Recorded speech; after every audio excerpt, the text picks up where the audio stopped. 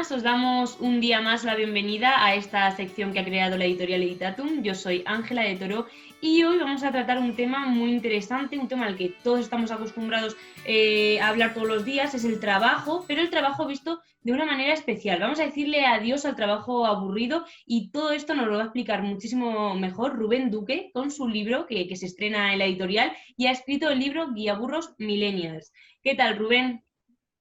Hola, muy buenas, Ángela. Un placer estar aquí. Cuéntanos un poquito, antes de nada, ¿quién es Rubén Duque?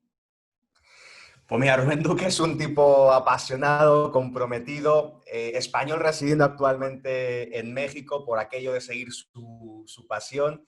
Y bueno, pues actualmente me dedico a entrenar a la selección mexicana de rugby. Anteriormente hacía algo muy parecido con la Federación Española.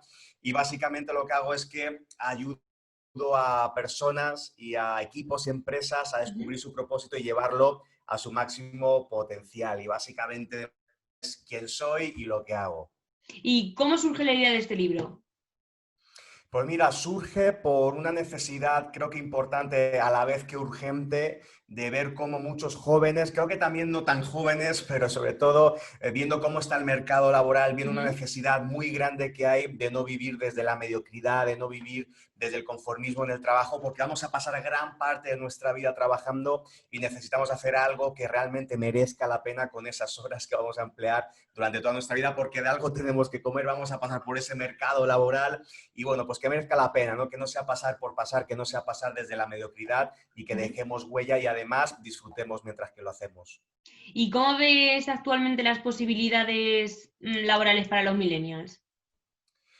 Pues mira, posibilidades laborales hay. El tema es que, aunque hay trabajo, normalmente, sobre todo hay estadísticas ya que lo están demostrando, hay alrededor de unos números que, bueno, son creo que muy relevantes. Nos dicen estos números, estas estadísticas, que cerca del 80% de las personas no disfrutan de su trabajo y además, para hacerlo todavía como más catastrófico, cerca del 70% de la gente no está comprometida con lo que hace, con lo cual creo que es una situación de emergencia, una situación que tenemos que revisar. Si bien hay que trabajar, la gran mayoría no disfruta. Unido a eso, los millennials, la gente joven, que ahora ya además no estamos solamente tratando de temas de millennials, sino todas las generaciones que van a venir por detrás, no van a trabajar en trabajos que hoy en día ni existen, ¿no? Y además en los que existen, pues no se está cómodo porque hay un cambio, hay como un nuevo paradigma laboral y estamos muchos formados y capacitados dentro de otro paradigma laboral que era aquello de estudia una carrera, saca una maestría, aprende 2 idiomas y está de toda tu vida trabajando de 9 a 6 7 de la tarde y ya cuando te jubiles sé feliz, ¿no? Entonces, no digo que eso no esté bien, lo que digo y lo que invito es formémonos, por supuesto, tenemos que, un gran tema es aprender, pero aprender de una manera lo más, no sé cómo decirlo, lo más práctica posible y sobre todo en algo que nos apasione para no pasar por el trabajo desde no sé, esa mediocridad que no nos permite ni crecer ni aportar al mundo porque no disfrutamos de lo que hacemos. Unido a esto, también se sabe que los millennials están cambiando con una velocidad muy rápida de trabajo. Y es que después la gente les tacha de que son narcisistas, de que son perezosos, de que no son capaces de mantener un trabajo por mucho tiempo. Y no es justo que se les tache así cuando en realidad son personas que están buscando tener experiencias, vivir la vida a través de sus valores, conectar con aquello que les apasiona y en los trabajos no han entendido qué es lo que quieren y la manera de vivir que tienen hoy en día los millennials, con lo cual no son culpables de recibir toda esta, pues no sé, como crítica que están recibiendo, pero sí que son responsables de hacer algo con esas 80.000 horas que van a acumular a lo largo de su vida trabajando, ¿no? Con lo cual es un ya, si el entorno no lo puedes cambiar, las empresas, algunas sí, tipo Google, tipo Facebook, que están haciendo cosas para que sus empleados estén conectando con su propósito, con sus talentos, se les permita trabajar y expresar todo su talento en su día a día, son muy poquitas hoy en día las que hacen eso, por lo cual creo que hay una responsabilidad muy grande de que esas personas con un potencial brutal, es una generación brillante, la generación millennial, la generación Y, que hagan algo realmente por cambiar su futuro y que no se amolden, que no se acoplen a ese paradigma que creo que estamos en un cambio que todavía no está definido y se están mezclando muchas cosas entre quienes son dueños de empresas y ese nuevo mercado laboral que se está incorporando, que creo que choca en muchos puntos, ¿no? Por eso decidí escribir ese libro como, bueno, dar algunas herramientas para que eso pueda llegar a suceder. Pues con esta introducción vamos, si quieres, a adentrarnos en el libro y a ver cómo ayudas a los lectores, ¿vale? A ver, Genial. cuéntanos, tu libro se basa en el método PAR. ¿Qué es esto? PAR fue una manera de, bueno, bajar un sistema, bajar un modelo, bajar un proceso que se me ocurrió que podría tener sentido y que podría ser aplicable paso a paso. Lo fui como desmenuzando a través de experiencias que he tenido el privilegio, Ángela, de acompañar a hombres y mujeres pues desde hace ya casi 20 años como entrenador de rugby, como coach personal y de equipos en todo su desarrollo, con lo cual principalmente la gente a la que ha acompañado han sido millennials. De hecho, Ujú. yo he nacido a 2 meses de ser millennial, ahora soy de la generación X, pero me siento con más millennial de corazón que otra cosa, ¿no? Entonces, ese método PAR nace de experiencias que he tenido el privilegio de recibir de ellos y cómo podía organizarlo para que tuviera sentido, para que fuera un método paso a paso con un origen y unos consecuentes pasos para darle una guía, ¿no? ¿Qué es el método PAR? Espero, y es lo que más deseo con este sentido de una manera organizada el qué hacer y el cómo hacerlo. Y obviamente son pues 3 letras que simbolizan 3 palabras. En realidad son 4, pero básicamente la P tiene mucho que ver con, yo digo, de rediseñar nuestro trabajo. Nos Ujú. tenemos que dar a esa tarea de rediseñar, de adueñarnos, ¿no? De ser responsables, de ser co-creadores de nuestra realidad y por tanto el método PAR pues lo va desmenuzando. ¿Qué significa la P? La P significa rediseñar pensamientos, pero a la vez reconectar con nuestro propósito. Ese es el primer paso. Y Ujú. ahí donde después hay 1000 detalles de cómo se hace esto. No hablamos de talentos, hablamos de valores, etcétera. La A tiene que ver con acciones, cómo hacemos en nuestro día a día cualquier cosa, sea en el plano personal, sea en el plano profesional. Y la R tiene que ver con relaciones, ¿no? Cómo nosotros, mira, el ser humano es un ser social por naturaleza, vamos a acumular muchas horas trabajando con otras personas, es un llamado especial a que pongamos foco en cómo nos relacionamos con la gente y si al Ujú. final pones esas 3 letras juntas, esos 3 conceptos, el rediseña tu propósito y tu pensamiento, tus acciones, tus relaciones, es como un cóctel, lo metes en la coctelera y ahí hay muchas claves que si las ponemos en práctica podemos hacer en nuestro trabajo algo que realmente merezca la pena. Por ese trabajo no aburrido, no me refiero a estar de fiesta en el trabajo todos los Ujú. días, sino a disfrutar y obviamente va a Claro. haber travesías, va a haber problemas por el camino, pero hacer que merezca la pena nuestro trabajo. Ujú. Pues vamos a ver si quieres cada parte de este método y nos vas contando Genial, más a fondo, ¿vale? La primera fantástico. parte, rediseña tu pensamiento. Aquí me llama la atención que dices, tu oficina externa no importa, la interna sí. ¿A qué te refieres con esto?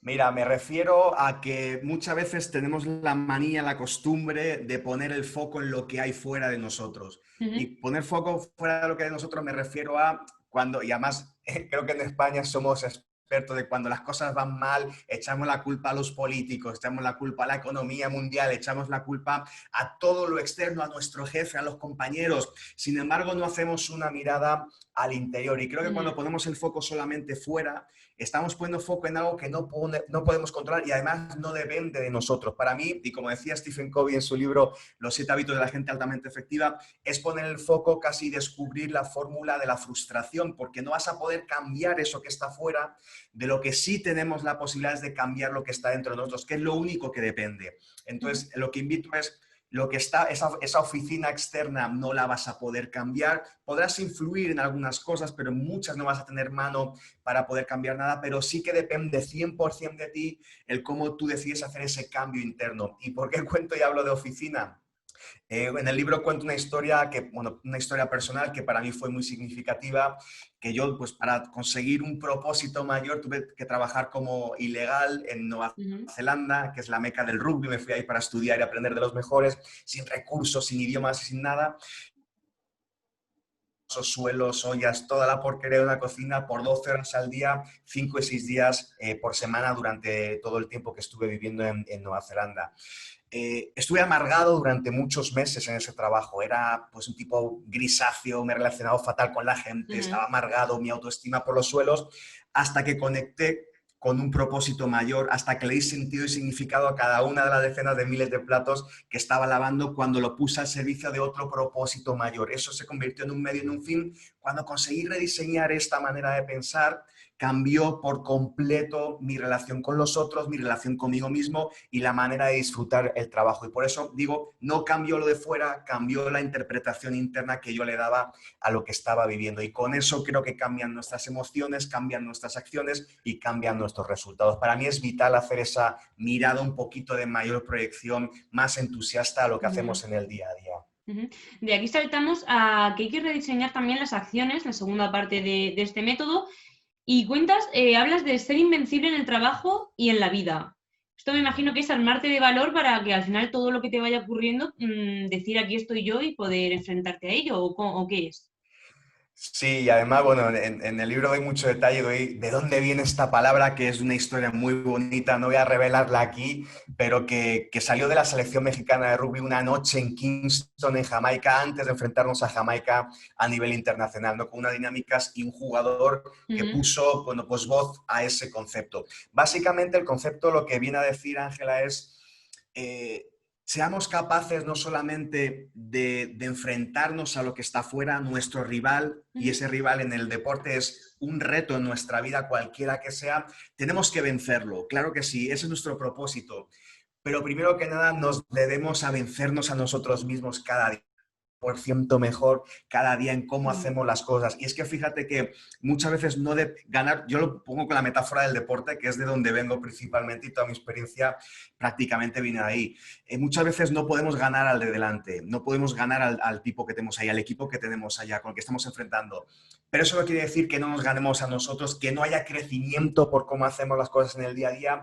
A veces perder creciendo en rendimiento significa mucho más que ganar rindiendo a medio gas. Y es un llamado a, tenemos la no, a veces no ganamos, pero siempre, en el marcador, pero siempre tenemos la necesidad, la voluntad, el deber de ganarnos a nosotros mismos día tras día. Y eso es innegociable porque eso está al alcance de cualquiera, pero no todo el mundo está dispuesto a esforzarse para conseguir ser vencedor de sí mismo, no tener esas microvictorias diarias, y eso está, como te decía, al alcance de cualquiera. Eso es innegociable y eso es la manera, y en el libro explicamos cómo tú puedes llegar a hacerlas en tu día a día, todas estas acciones, desde el compromiso total, ¿no? Vemos que hay 3 maneras de hacerlo en el libro. Yo invito a los lectores a que lleguen a esas microvictorias diarias, que además eso nos va a llevar a mejorar día a día y eso nos lleva a conseguir logros. Y hay pocas cosas, fíjate, Ángela, que está comprobado en diferentes estudios que se enfocan en la felicidad en el trabajo, que dicen que muy poquitas cosas nos dan más felicidad en el trabajo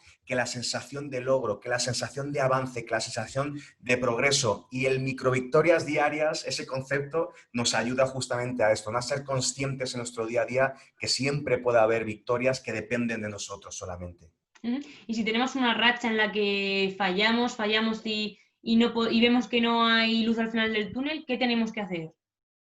Enfocar, primero que nada, hacer una revisión de qué está fallando, qué no estoy consiguiendo, qué puedo mejorar, qué debo mantener, qué debo de incorporar o qué debo de omitir, ¿no? Ese famoso cuadrante que se llama MIMO, ¿no? Qué mantener, qué incorporar, qué mejorar o qué omitir.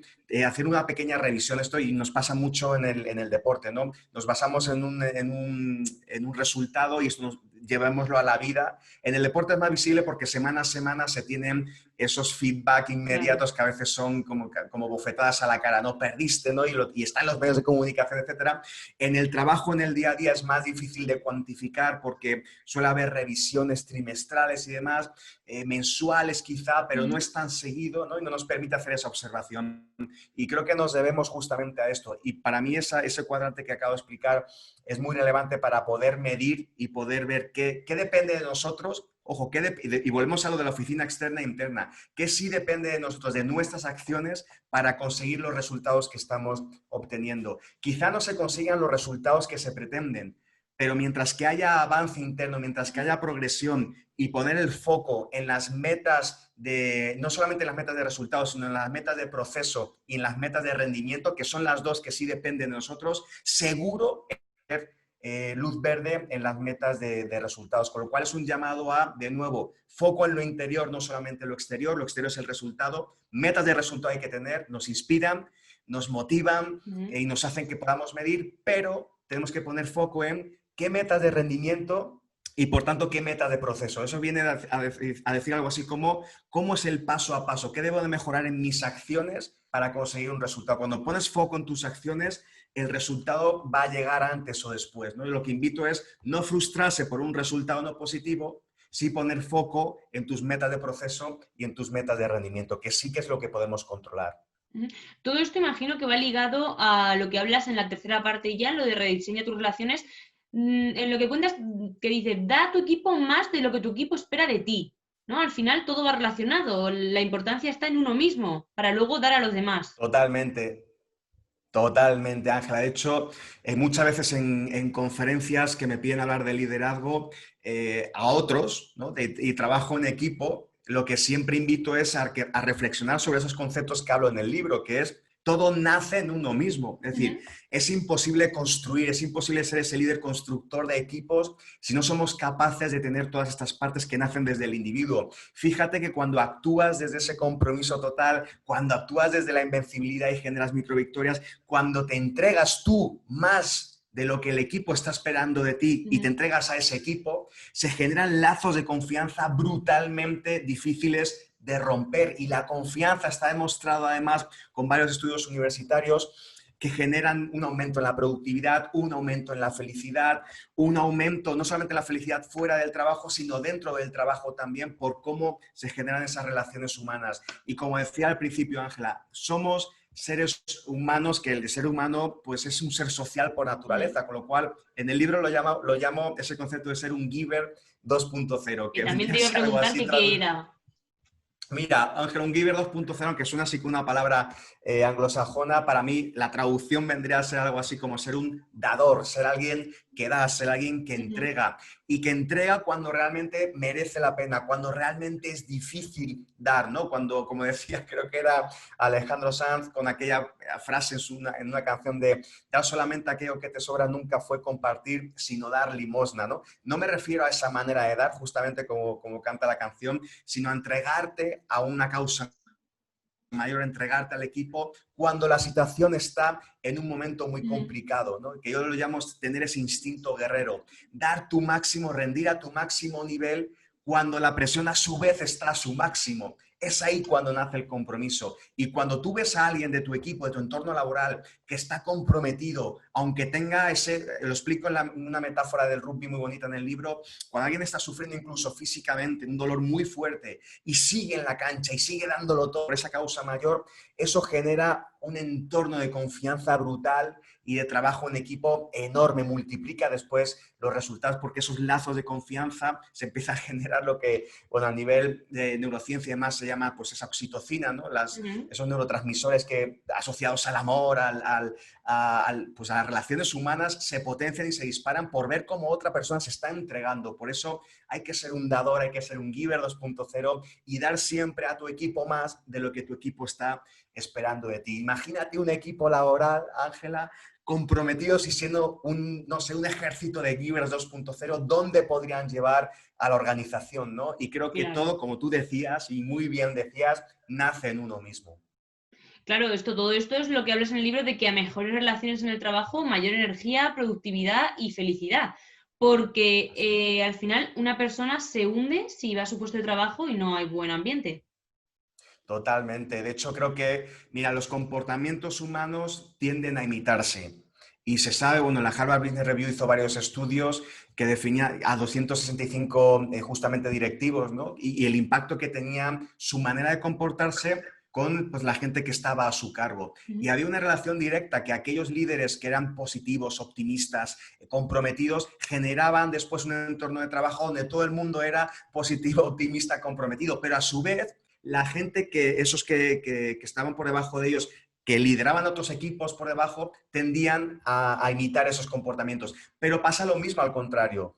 Cuando desde nuestra... Y ojo, y no hay que ser un líder para mostrar comportamientos. A lo que Ujú. voy es, todos mostramos una manera de hacer las cosas. Y para mí es diferente un valor a un comportamiento, pero van ligados. ¿A qué me refiero con esto? Un valor para mí es vital, de hecho hablamos de ello en el libro, es una de nuestras estrellas que llamamos estrellas fugaces para darnos guía. pero hasta que no se materializa en acción, para mí no cuenta. O sea, está bien en el núcleo, en el core hay que tener ese valor, pero hasta que no es tangible, hasta que no haces algo, Claro. no se pasa al mundo visible ese valor que tú dices que tiene, no ser generoso. Bueno, sí, tú demuéstrame en tu día a día cómo manifiestas la generosidad en el trabajo, ¿no? Entonces, un comportamiento tanto positivo como negativo se derrama por la organización, pero sobre todo en personas que están en cargos de liderazgo. Entonces, pasa lo mismo, Ángela, si el líder, si una persona en tu equipo, en tu entorno de equipo, es negativo, grisáceo, como yo lo fui en aquel tiempo, en aquella cocina de Nueva Zelanda, en una fase importante hasta que conseguí rediseñar mi trabajo, claro que impacta, se genera un mal ambiente y, por tanto, decae la productividad, Claro. decae la felicidad en el entorno laboral, incluso afecta a nuestra salud directamente y al resto de las personas que lo componen. Y ojo, porque eso es un llamado a cualquier entorno, Ángela. Estamos hablando del trabajo, pero sucede en la familia, sucede en un entorno deportivo. O sea, Ujú. el núcleo más chiquito puede ser la familia, pero eso es claro que impactan en todos nuestros equipos, llámese familia, llámese equipo laboral, llámese organización, llámese equipo deportivo. Se puede aplicar a todos los ámbitos. Y Así para es. terminar el libro, nos cuentas que nos queda poco tiempo, que el tiempo es relativo. ¿A qué te refieres con esto? Me refiero, bueno, hice esa reflexión con esa famosa frase de Einstein y lo que vengo a decir es que al inicio del libro hablo como para hacer al lector que tome conciencia de la relevancia de hacer algo con nuestras vidas. Le hago una reflexión y un cierto, bueno, pues un cálculo de que vamos a estar trabajando aproximadamente desde que acabamos nuestros estudios hasta que nos jubilemos, si no siguen postergando la edad de jubilación y si algún día podemos tener jubilación, que a este paso no sé cómo vamos a poder acceder a Total. ello, pero lo que es cierto es que vamos a acumular cerca de 80.000 horas de trabajo. 80.000 horas puede sonar a una cadena perpetua, Ángela, y es que en cierto modo lo puede ser si no hacemos algo urgente con esas 80.000 horas y las disfrutamos de alguna manera y las ponemos al servicio de los demás desde nuestro propósito, que es una de las cosas que cuento en el segundo capítulo, cómo podemos descubrir nuestro propósito y ponerlo al servicio del mundo. Entonces, si vivimos desde ahí, esas 80.000 horas van a ser una maravilla. Si no conseguimos esto, van a ser una tortura. Y 80.000, fíjate, que es un tercio de nuestra vida en nuestra etapa laboral. Otro tercio lo pasamos durmiendo y otro tercio básicamente en transporte, en bueno, comer y pasar un poquito de tiempo con la familia o los amigos. Entonces, 80.000 es una barbaridad, pero a su vez, si hacemos un cálculo de cuántas horas nos pueden quedar de vida, o sea, llevado, que es un cálculo que hacemos en el libro, te das cuenta de que dices, pues que no me quedan tantos días, o sea, no son tantos días de vida, si agarramos una media de unos 70 años de vida, 75, no me queda tanto tiempo por vivir. O sea, yo ahora mismo tengo 40 años, yo ya sé que estoy muy probablemente por encima de la mitad de mi vida y ya ha pasado así. Entonces, aunque 80.000 horas suena a una barbaridad, la realidad es que antes o después, más bien antes que después, esto va a pasar y no hay más oportunidades y la vida se nos va así. Justamente cuento en el libro dos anécdotas que me hicieron ver la vida de otra manera cuando fuimos a un hospital con la selección mexicana con niños terminales y otra donde casi pierdo la vida, que lo cuento ahí en el libro, justamente aquí en México, un accidente de coche. A 3 metros me quedé de directo, así simplemente Madre irme de mía. aquí. Y te das cuenta de la fragilidad de la vida. Pensamos que esto es eterno, pensamos que estamos aquí y que esto va para mucho. Y no es cierto, es una mirada urgente, tenemos que disfrutar de la vida porque no es tan larga como parece, pero puede llegar a serlo si esas 80.000 horas de trabajo no las explotamos y no nos ponemos al servicio del mundo, ¿no? Y no hacemos con ello algo que realmente merezca la pena.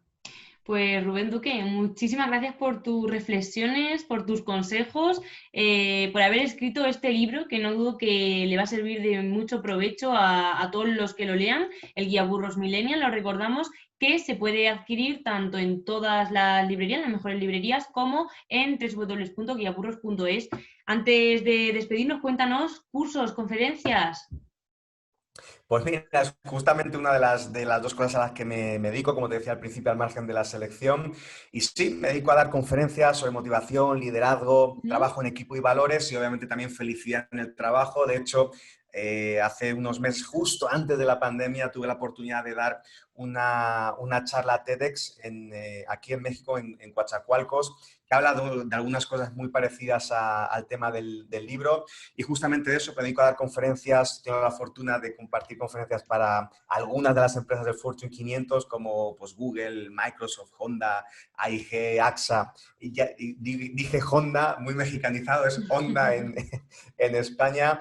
Y básicamente, justamente lo que trato de poner es todo ese conocimiento, experiencias del mundo del deporte de alto rendimiento, habiendo colaborado con diferentes selecciones españolas de rugby y de México, y también habiendo ayudado a atletas olímpicos, entrenadores profesionales, directivos, CEOs, pues trato de hacer una mezcla, ¿no? Y lo llevo desde el mundo del deporte al mundo de la empresa, pues para inspirar a que se generen cambios, ¿no?, que nos puedan ayudar. Y consecuentemente con todo esto me dedico también al coaching individual uno a uno, al coaching de equipos y hacer workshops a empresas justamente para potenciar estos 4 temas que te comenté con anterioridad, principalmente de manera presencial, pero ahora metidos en pura pandemia, pues de manera también digital, ¿no? Y fíjate, Ángela, que yo pensaba, de hecho se me cancelaron 6 eventos justamente a una semana de empezar el primero por la pandemia. Pensé que iba a ser complicado y a día de hoy llevo ya 29, si no me equivoco, 29 Genial. conferencias de manera virtual, así que pues nos hemos tenido que adaptar. Eso es. Y creo que en eso consiste la vida, ¿no? En adaptarse a las circunstancias y de nuevo ser responsable de lo que depende de nosotros y no poner responsabilidades a lo externo, a esa oficina externa, ¿no? Así que he tratado de aplicarme, obviamente, lo que enseño, porque creo que no hay nada peor que no ser congruente con lo que uno trata de comunicar. Así que, pues, tratando de implementar todo en mi primero, pues, bueno, avanzando en esos proyectos de conferencias, como tú comentabas antes, coaching y workshops. Y ahora también con un primer libro que espero que sea el primero de unos cuantos que tengo por ahí ya en mente. Eso es, yo también lo espero. Pues Rubén Duque, muchísimas gracias. Un placer, Ángela, y gracias a ustedes, a la editorial, por darme la oportunidad de sacar mi primer librito, mi primer proyecto, y por todo el acompañamiento que me han hecho durante todo el proceso y que siguen haciendo día tras día. Y así que muy agradecido con la editorial, muy agradecido contigo también en lo personal por todo ese proceso y todo ese acompañamiento, que sé que doy mucha guerra y siempre Que con una va. sonrisota Sí, es un gusto. responde, siempre muy resolutiva. Es un gusto Ángela. trabajar con gente tan predispuesta como tú. Así que a ver si tenemos muchas más entrevistas, que eso significará que te has animado a escribir más libros. Ojalá, y sobre todo para mí significará que llega a la gente y que es de utilidad, que para mí es el principal motivo de este libro, que sea de utilidad para la gente. Pues muchas gracias, un saludo. Un placer, Ángela.